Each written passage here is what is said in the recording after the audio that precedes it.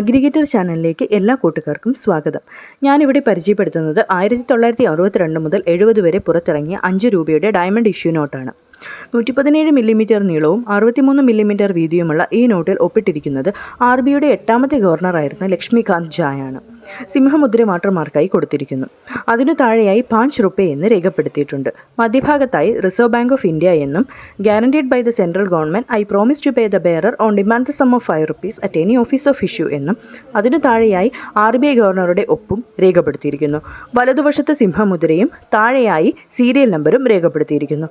മറുവശത്ത് ആസാമി, ബംഗാളി, ഗുജറാത്തി, കന്നഡ, കാശ്മീരി, മലയാളം, മറാഠി, ഒഡിയ, പഞ്ചാബി, സംസ്കൃത്, തമിഴ്, തെലുങ്ക്, ഉറുദു എന്നീ 13 ഭാഷകളിൽ 5 രൂപ എന്ന് രേഖപ്പെടുത്തിയിരിക്കുന്നു.